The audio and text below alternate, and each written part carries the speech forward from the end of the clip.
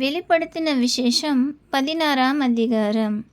அப்பொழுது தேவ ஆலயத்தில் இருந்து உண்டான ஒரு பெரும் சத்தம், அந்த 7 தூதருடனே, நீங்கள் போய் தேவனுடைய கோப கலசங்களை பூமியின் மேல் ஊற்றுங்கள் என்று சொல்ல கேட்டேன். முதலாம் தூதன் போய் தன் கலசத்தில் உள்ளதை பூமியின் மேல் ஊற்றினான். உடனே மிருகத்தின் முத்திரையை தரித்தவர்களும் அதன் சொரூபத்தை வணங்குகிறவர்களும் ஆகிய மனுஷர்களுக்கு பொல்லாத கொடிய புண் உண்டாயிற்று. இரண்டாம் தூதன் தன் கலசத்தில் உள்ளதை சமுத்திரத்திலே ஊற்றினான். உடனே அது செத்தவனுடைய இரத்தம் போலாயிற்று. சமுத்திரத்தில் உள்ள பிராணிகள் யாவும் மாண்டு போயின.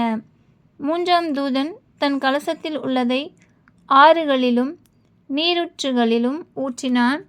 உடனே அவைகள் இரத்தமாயின.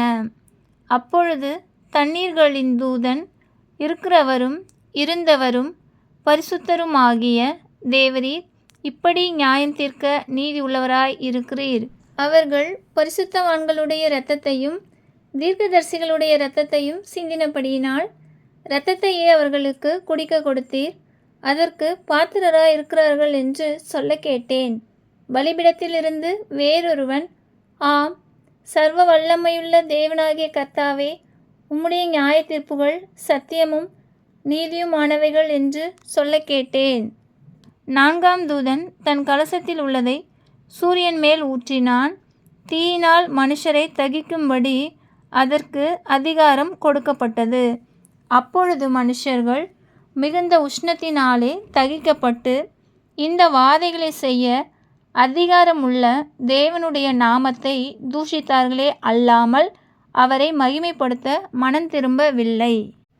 ஐந்தாம் தூதன் தன் கலசத்தில் உள்ளதை மிருகத்தினுடைய சிங்காசனத்தின் மேல் ஊற்றினான். அப்பொழுது அதன் ராஜ்யம் இருளடைந்தது. அவர்கள் வருத்தத்தினாலே தங்கள் நாவுகளை கடிந்து கொண்டு தங்கள் வருத்தங்களாலும் தங்கள் புண்களாலும் பரலோகத்தின் தேவனை தூஷித்தார்களே அல்லாமல் தங்கள் கிரியைகளை விட்டு மனம் திரும்பவில்லை. ஆறாம் தூதன் தன் கலசத்தில் உள்ளவதை ஐப்ராத் என்னும் பெரிய நதியின் மேல் ஊற்றினான்.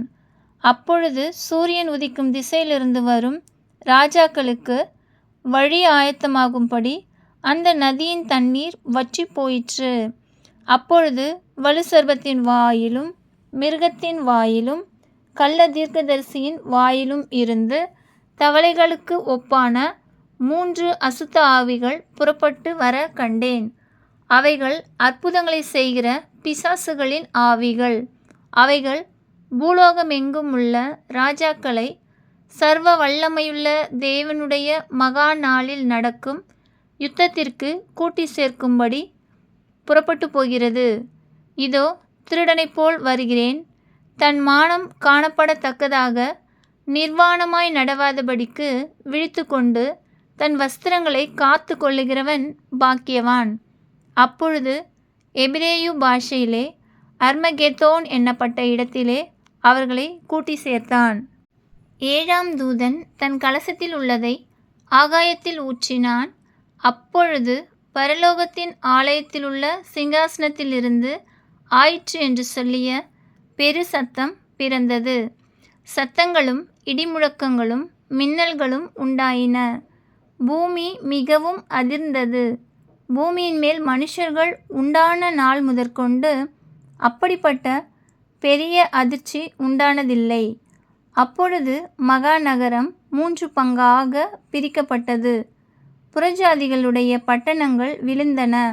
மகா பாபிலோனுக்கு தேவனுடைய உக்கிரமான கோபாக்கினையாகிய மதுள்ள பாத்திரத்தை கொடுக்கும்படி அது அவருக்கு முன்பாக நினைப்பூட்டப்பட்டது.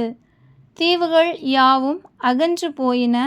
பர்வதங்கள் காணப்படாமற் போயின. தாளந்து நிறையான பெரிய கல்மழையும் வானத்திலிருந்து மனுஷர் மேல் விழுந்தது. அந்த கல்மழையினால் உண்டான வாதையின் நிமித்தம் மனுஷர்கள் தேவனை தூஷித்தார்கள். அந்த வாதை மகா கொடிதாய் இருந்தது. ஆமென்.